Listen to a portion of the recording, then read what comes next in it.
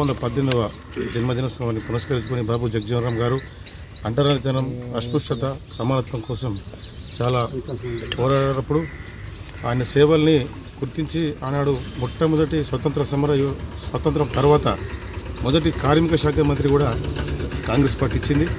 అలాగే కార్మిక శాఖ మంత్రితో పాటు అనేక పెద్ద కేంద్ర పదవులు, వ్యవసాయం,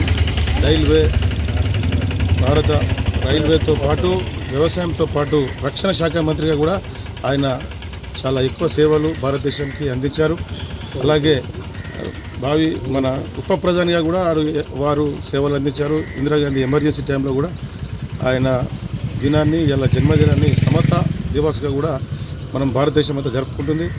మరియు ఇక రాష్ట్ర ప్రభుత్వం కాంగ్రెస్ పార్టీ విషయానికి వస్తే ఇవాళ ఆయన జగజ్జీవన్ రామ్ గారి మరియు ఆయన చేసిన ఆయన ఆశయాలకు అనుగుణంగానే రాష్ట్ర ప్రభుత్వం, రేవంత్ రెడ్డి ప్రభుత్వం కులగణన, బీసీ రిజర్వేషన్ల పెంపు, ఎస్సీ వర్గీకరణ అనే సామాజిక అంశాలని ముందుకు తీసుకెళ్తూ మరి ఆనాడు పెద్దలు చేసిన ఆలోచన విధానాన్ని కాంగ్రెస్ పార్టీ, రేవంత్ రెడ్డి ప్రభుత్వం ఇలా చేపడుతుందనడానికి ఇదే ప్రత్యేక నిదర్శనం.